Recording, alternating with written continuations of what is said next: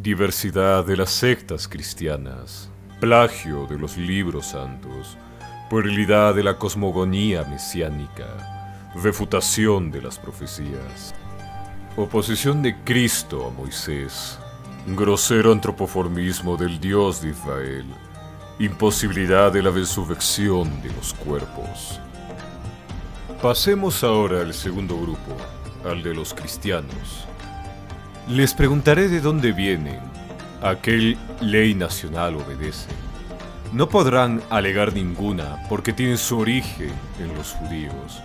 Fue entre estos en donde encontraron el rabino y el Señor, solo que se separaron de ellos.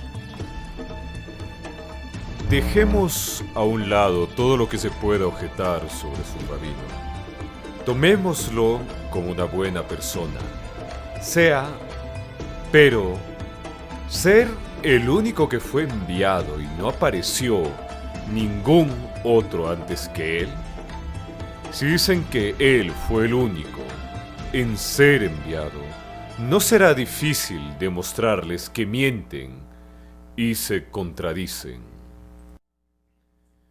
Cuentan, en efecto, que otros vinieron muchas veces, hasta 60 y 70 al mismo tiempo, y que habiéndose pervertido como castigo de su maldad, fueron encadenados bajo tierra, en tanto que de sus lágrimas brotaban calientes manantiales.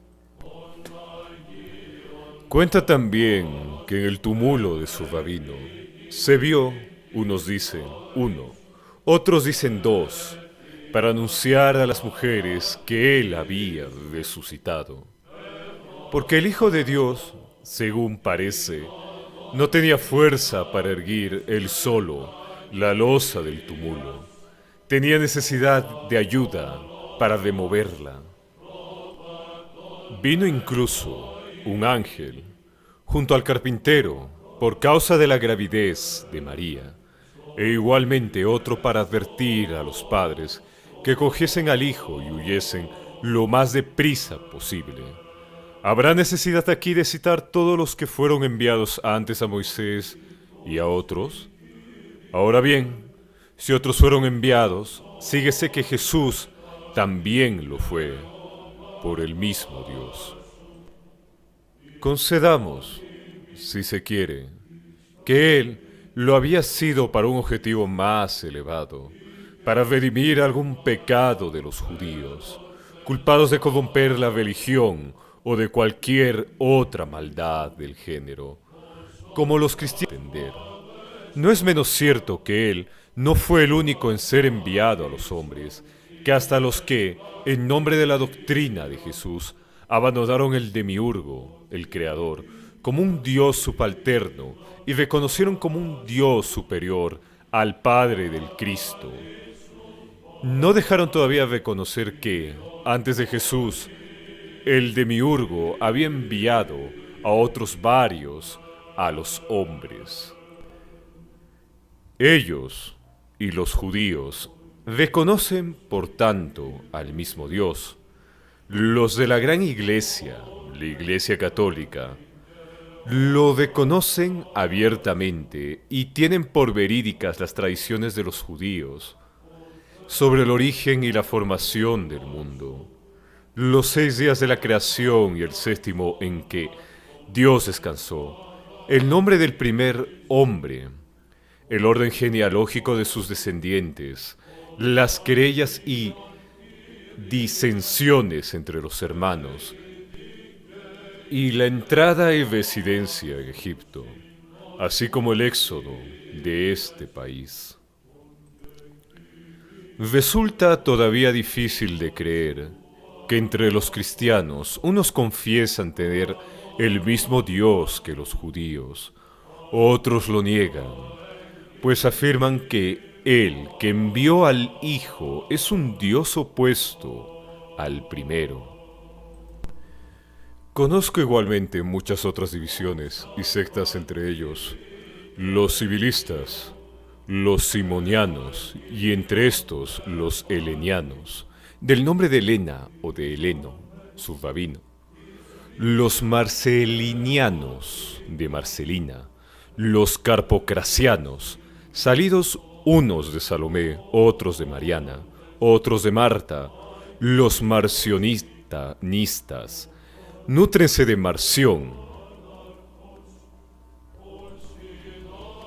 Otros incluso se imaginan, unos a tal demonio, otros a tal Babino, aquellos a tal otro, y se sumergen en espesas tinieblas, se entregan a desdenes peores y más ultrajantes, aún para la moral pública que aquellos que, en Egipto, practican los compañeros de Antinoo. Se injurian hasta la saciedad, los unos a los otros, con todas las afrentas que se les pasan por las mentes, rebeldes a la menor concesión, en son de paz, y están animados de un mutuo odio mortal.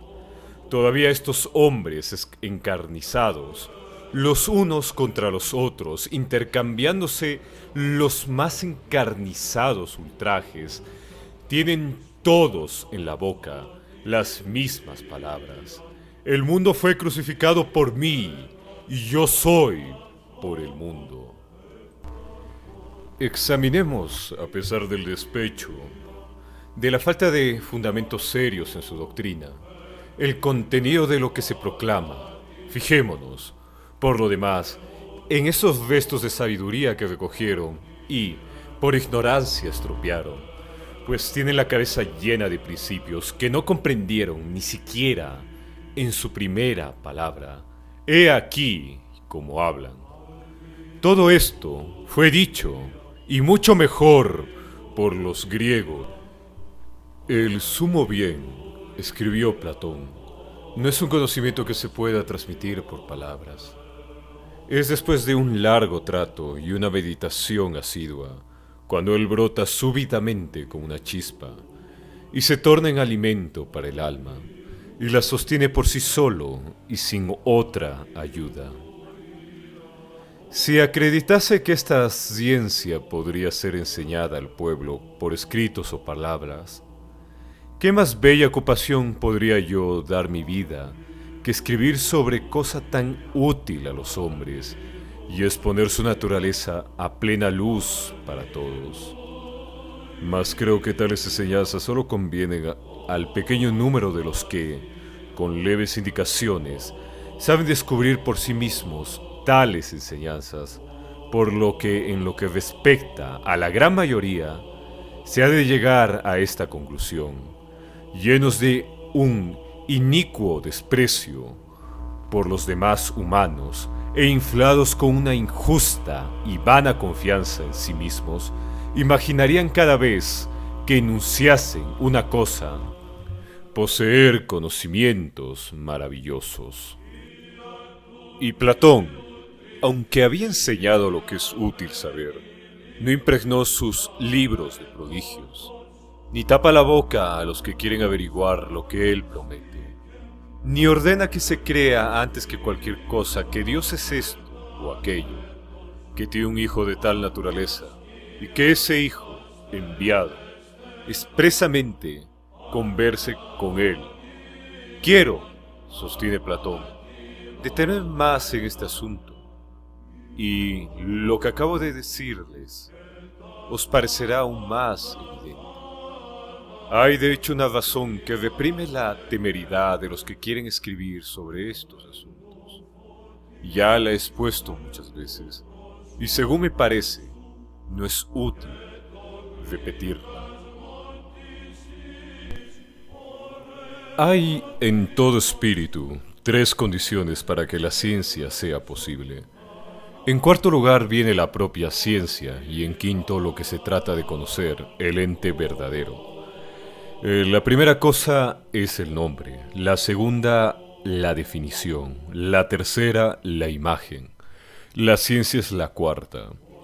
Así se ve cómo Platón, aunque tiene cuidado en decir primeramente que estas verdades no podrían ser expuestas, para que no parezca que procura una disculpa, va alegando lo inefable y presentando incluso las razones. En efecto, ¿podrá él mismo explicarse algo? Y Platón jamás quiso exagerarlo o imponérselo a nadie.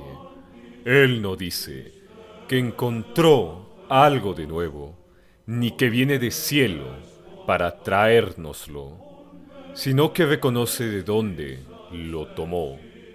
Él no impone dogmáticamente la verdad, sino que la investiga, haciéndola surgir de los espíritus por interrogaciones bien dirigidas.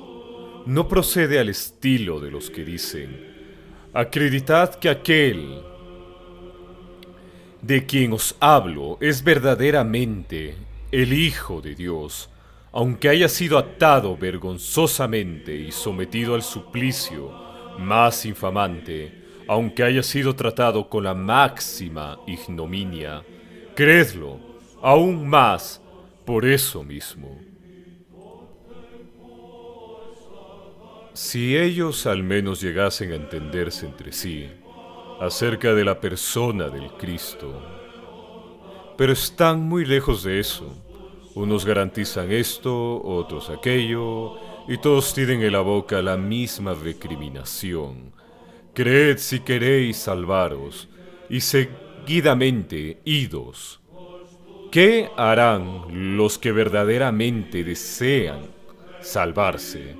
Deberán echar los dados para saber a qué lado tornarse y a quiénes juntarse. En vano, para dispensarse de buscar la verdad y para justificar su perversidad, alegan que la sabiduría humana es demencia a los ojos de Dios. Algunos dicen cuál es el principio que les hace hablar así. Es que quieren conquistar a los ignorantes y a los simples, pero ni siquiera esa máxima la encontraron por sí solos. Antes de ellos, los helenos supieron distinguir con bastante precisión la sabiduría humana de la sabiduría divina. Fue Heráclito quien dijo: la conducta del hombre es sin intelecto, mas la conducta de Dios es intelectual. Y él mismo en otra ocasión añade: oh, hombre simple, aprende como un demonio, como un niño, como un hombre. Y Platón en su Apología pone en boca de Sócrates: la reputación que adquirí, oh atenienses, me viene una cierta sabiduría que está en mí. Pero ¿qué sabiduría es esa? Según parece, es una sabiduría puramente humana, y corro el gran peligro de no ser sabio, sino en eso. Ahora bien, de esa sabiduría humana que no osaba Sócrates reivindicar para sí, pretenden ellos abrir los arcanos a los más estúpidos y a los más incultos. Esos charlatanes que evitan cuanto pueden a los hombres sabios, porque estos últimos no se dejan tan fácilmente engañar, para aprender en sus redes a las personas de más baja condición. La falsa humildad que enseñan confunde servilismo con modestia, lo que no pasa de una imitación desnaturalizada de lo que Platón escribió sobre esa virtud. Dios, dice él, de acuerdo con una vieja tradición, es el comienzo, el medio y el fin de todos los seres. Él sigue siempre una línea recta, de acuerdo con su naturaleza. Al mismo tiempo que abarca el mundo, la justicia se desprende de él, vengadora de las injurias hechas a la ley divina.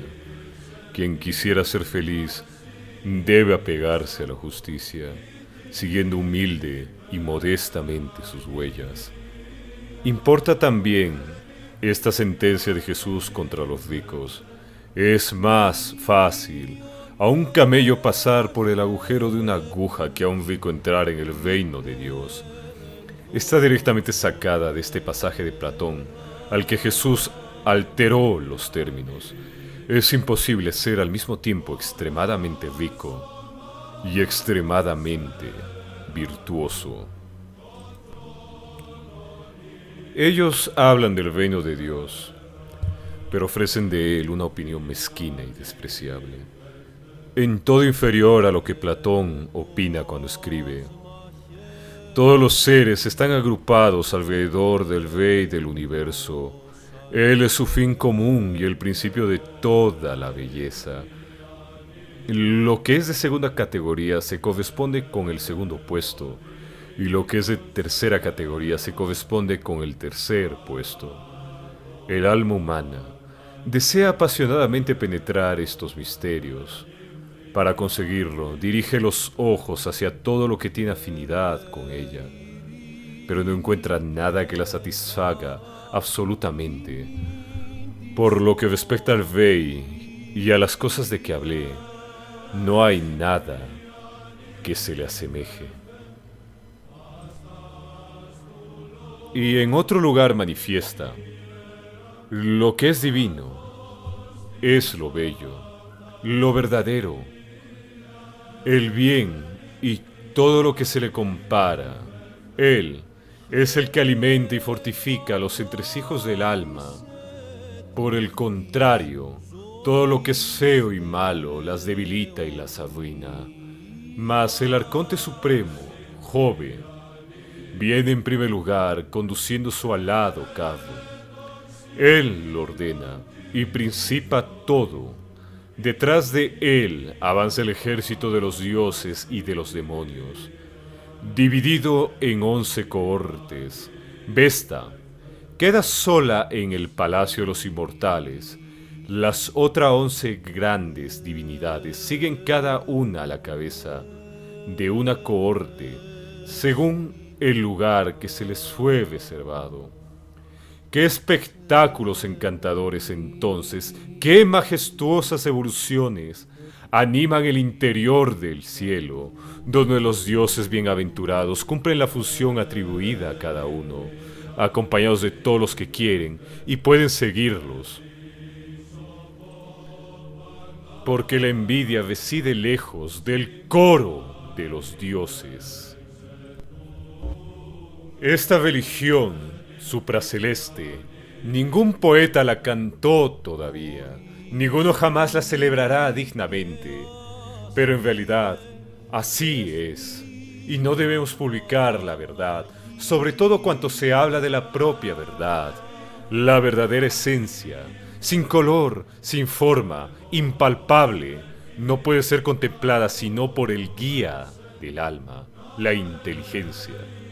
Ahora bien, a semejanza del pensamiento de Dios que se aumenta de lo inteligible y de la ciencia absoluta, el pensamiento de cualquier alma que procura recibir el alimento conveniente se alegra al ver de nuevo el ser del cual hace mucho estaba separada y alimentarse con las delicias de la contemplación de la verdad, hasta el momento en el que el movimiento circular la reconduce al movimiento de partida. Durante esa revolución circular, el alma contempla la justicia en sí, que no está sujeta al devenir, ni difiere según los diferentes objetos que aquí abajo califican de reales, sino la ciencia que tiene por objeto el ser absoluto.